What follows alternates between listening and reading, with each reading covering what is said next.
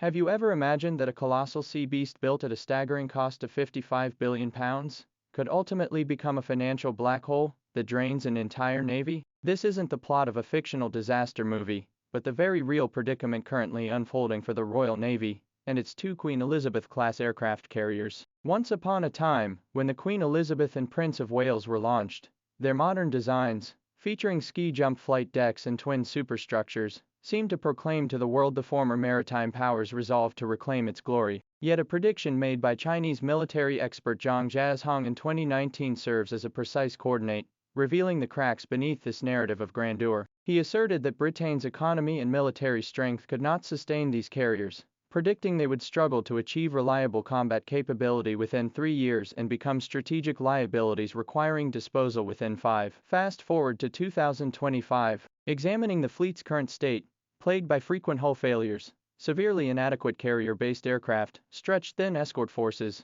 and bottomless maintenance bills, we must acknowledge that reality is cruelly validating the visionary's prophecy, frame by frame. The story began with shining ambition to replace the aging Invincible-class carriers. Britain formally approved the Queen Elizabeth-class carrier program in 2007. This was not merely an equipment upgrade, it carried the weighty hope of restoring military influence on the global stage. The lead ship, HMS Queen Elizabeth, was laid down in 2009, followed by the second ship, HMS Prince of Wales, in 2011. Yet the industrial system, operating under the fading glory of empire, could no longer match its former prowess. The project soon sank into a quagmire of cost overruns and delays. The budget skyrocketed from an initial £3.9 billion to over £6.2 billion, a staggering increase. This was merely the entry fee for construction costs. Greater expenditures lay ahead. Since commissioning, both carriers have been plagued by a seemingly cursed string of malfunctions. HMS Queen Elizabeth suffered severe flooding just 2 weeks after entering service in 2017.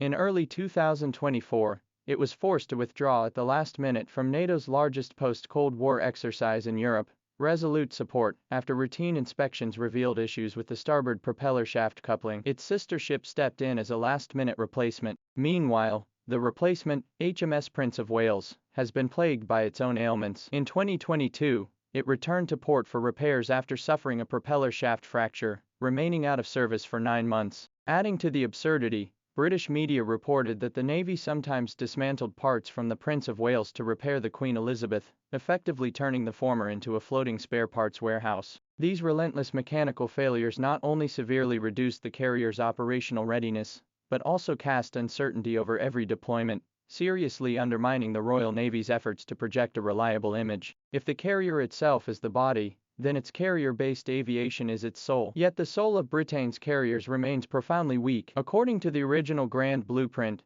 Britain planned to procure up to 138 F-35B short takeoff, vertical landing stealth fighters. However, reality proved far bleaker than imagined. By 2025, only 48 F-35s will be operational in the UK, including a small number of Royal Air Force F-35A variants. The number of F-35Bs actually deployable to carriers is even more limited. Quantity shortfalls represent only one aspect of the problem. The greater crisis lies in the operational readiness of these Lightning II fighters. A July 2025 report by the UK National Audit Office painted a grim picture. The operational readiness rate of the British F-35 fleet significantly lagged behind global targets. During the entire period from October 2024 to January 2025, there was even an embarrassing stretch where not a single F-35 was available for missions. The report attributes the root causes to slow maintenance progress, shortages of critical spare parts, and higher than expected corrosion levels in the aircraft's maritime environment. More concerning is the combat capability gap.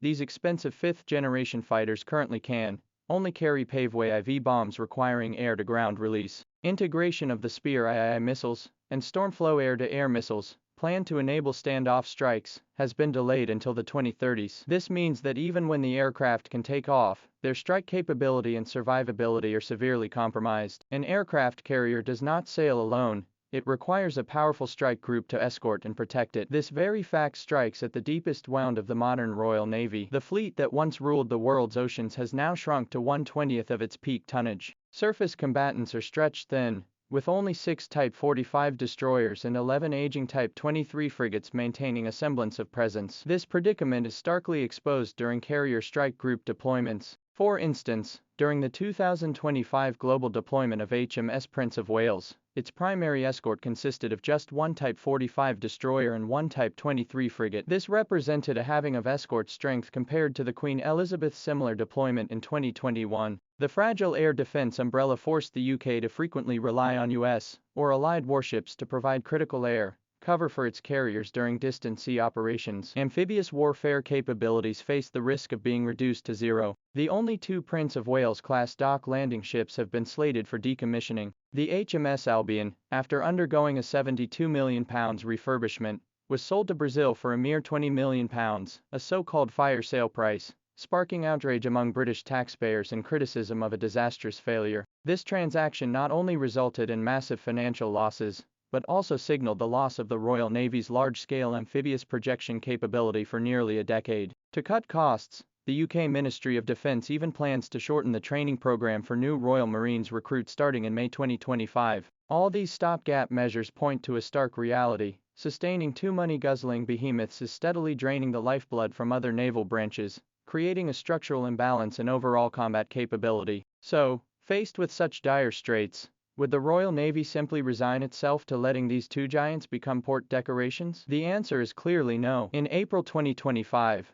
the HMS Prince of Wales Carrier Strike Group resolutely set sail on a 7.5-month global deployment. Passing through the Mediterranean and Indian Oceans, it ultimately entered the Pacific, aiming to demonstrate Britain's capability to deploy military forces worldwide. This operation was heavily promoted, with 12 nations contributing forces at various stages, and plans for joint exercises with approximately 40 countries. Commanders emphatically declared the mission would demonstrate the Carrier Strike Group's full operational capability. Yet, beneath this carefully crafted image of strength, lay an undeniable underlying fragility. The deployment itself was widely interpreted as a necessary voyage of proof following repeated carrier malfunctions and widespread doubts about its combat effectiveness. The thinness of the escort fleet it could muster, coupled with the low number and operational readiness of its actual aircraft, significantly diminished the credibility of its full operational capability. This all-out global flexing of muscle resembles more a weary performance drained of energy,